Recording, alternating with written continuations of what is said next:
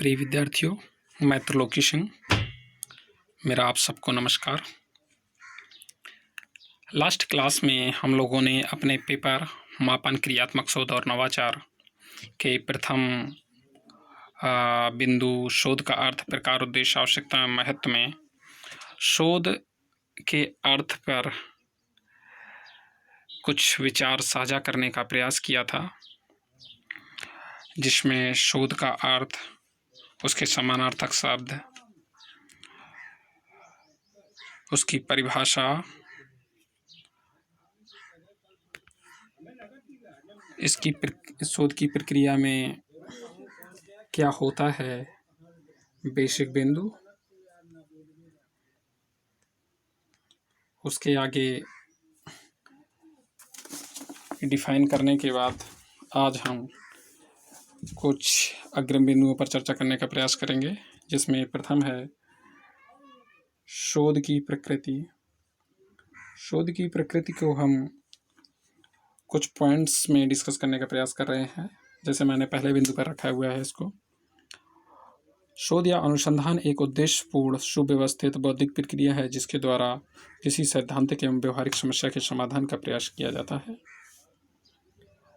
इसका मतलब क्या है कि जो ये शोध है ये एक उद्देश्यपूर्ण, मीन्स क्या है कि कोई भी कार्य कर रहे हैं तो उसका एक उद्देश्य तो होता है। ऐसा ही हमारे सामान्य जीवन में कुछ ना कुछ उद्देश्य होते हैं, हमारे पढ़ने का कुछ उद्देश्य, हमारे पढ़ाने का कुछ उद्देश्य है।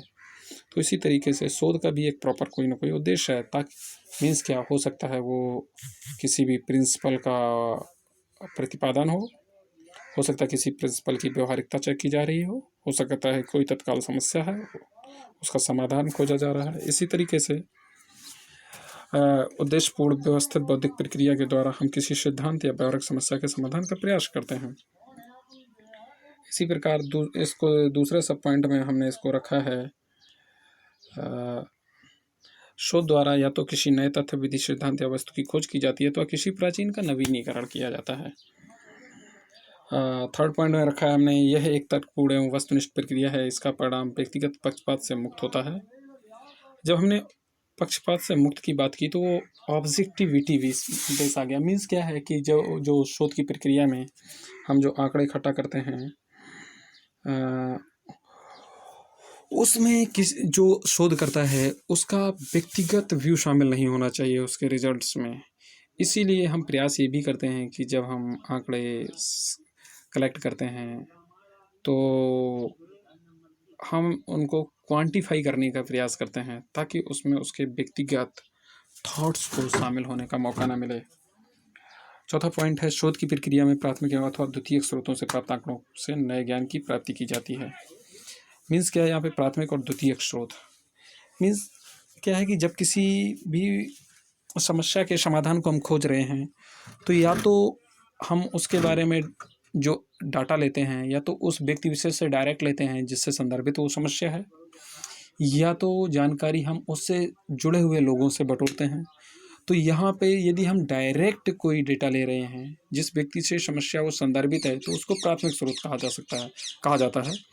और यदि हम उससे डायरेक्ट ना लेके उससे जुड़े हुए किसी दूसरे व्यक्ति से लेते हैं, मीन्स क्या, वो डायरेक्ट समस्या से संदर्भित नहीं है, तो ये द्वितीयक स्रोत का हिस्सा बन जाएगा। नेक्स्ट पॉइंट है इसमें कि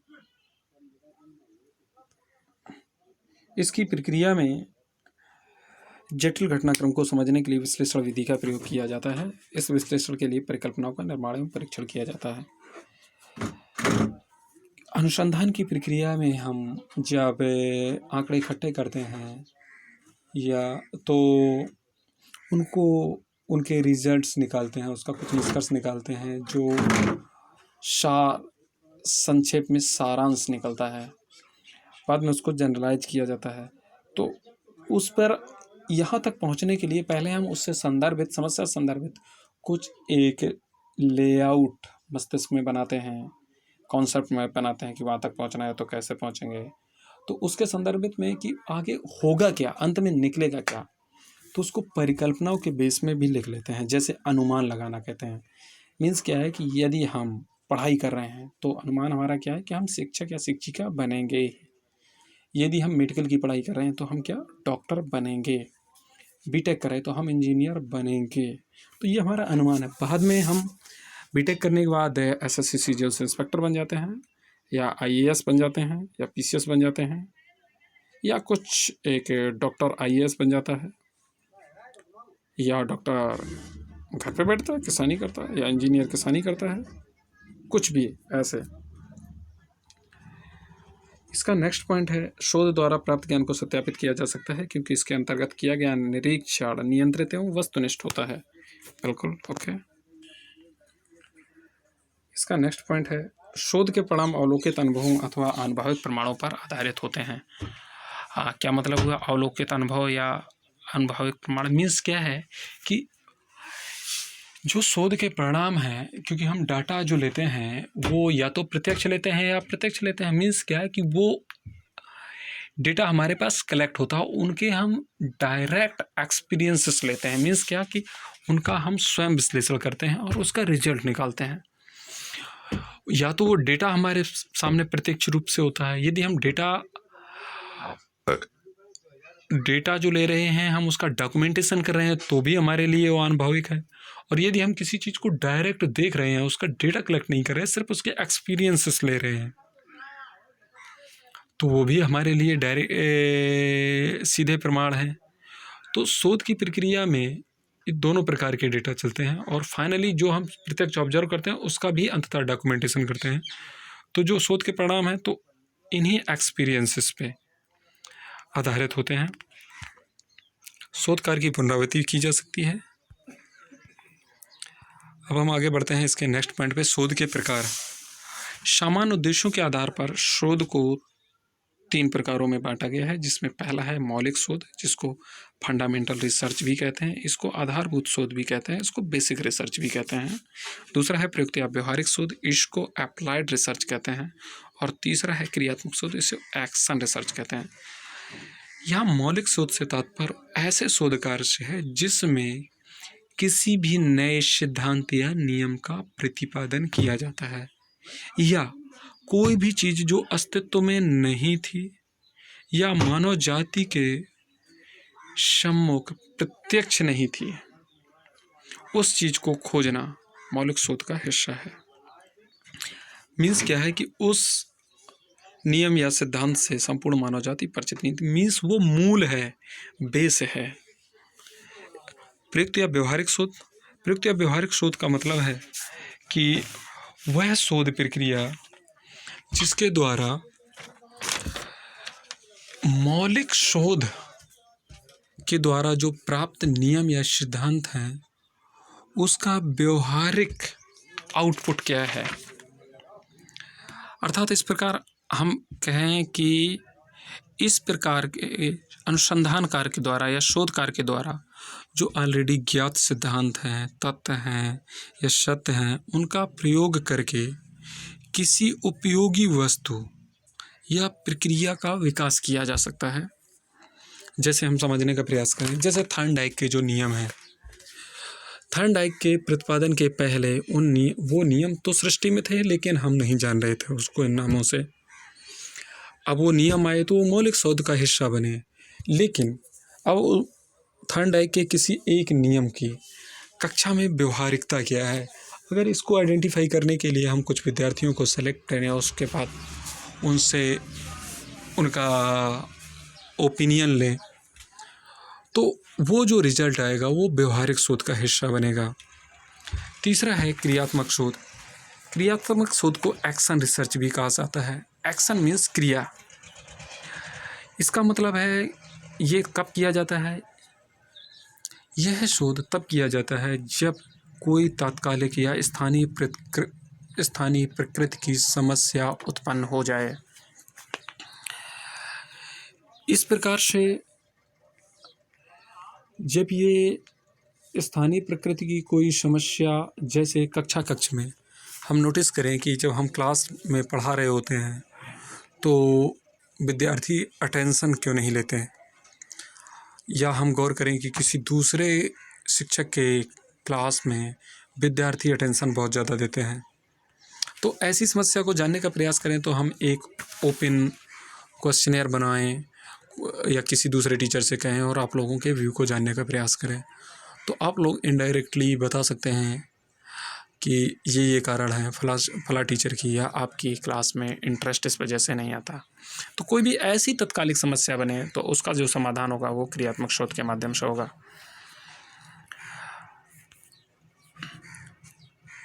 अगला सब पॉइंट है शोध के सोपान। शोध के सोपान कौन कौन से हैं? ठीक है, कोई भी कार्य करते हैं तो उसके लिए हम एक रूपरेखा तैयार करते हैं। इसी प्रकार से शोध के लिए भी एक रूपरेखा बनाई जाती है, जिसको शोध के सोपान या शोध के चरण के रूप में डिफाइन किया जाता है।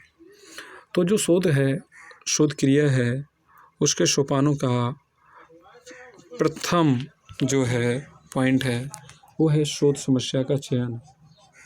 मीन्स सर्वप्रथम हमें शोध कार्य करने के पहले हमें समस्या को प्रॉपरली सेलेक्ट करना पड़ता है। मीन्स सबसे पहले उस समस्या को आइडेंटिफाई करें और उसको एक व्यवस्थित नाम दें, ताकि वो हमारा एक सेंटर पॉइंट बन सके, ताकि पूरा का पूरा कार्य हमारा उस पर फोकस हो सके। शोध कार्य का दूसरा पॉइंट है शोध उद्देश्यों का निर्माण। हम इस पे कार्य करें तो किस किस डायरेक्शन में करें। एक बिंदु को लेके तो कोई कार्य नहीं किया जा सकता, तो उसके बेस पे क्या करते हैं, उस समस्या को केंद्र में रख के उसके विभिन्न आयामों को हम उद्देश्यों के ऊपर के रूप में लिख लेते हैं कि अब हमारा कार्य है इनके संबंधों का पता लगाना, इसका दूसरे के एक का दूसरे के ऊपर क्या प्रभाव पड़ता है इसका पता लगाना, इसको प्रभावित करने वाले कारण कौन कौन से हैं, ऐसे बहुत सारे आयाम। उद्देश्यों के बाद तीसरा पॉइंट आता है शोध परिकल्पनाओं का निर्माण। शोध परिकल्पनाएं जो हैं वो शोध उद्देश्यों का अनुमानित समाधान होती हैं। जो शोध उद्देश्यों हमने बनाए हैं उनका एक प्री लेआउट होती हैं। लेआउट मीन्स क्या, प्री आउटपुट होती हैं।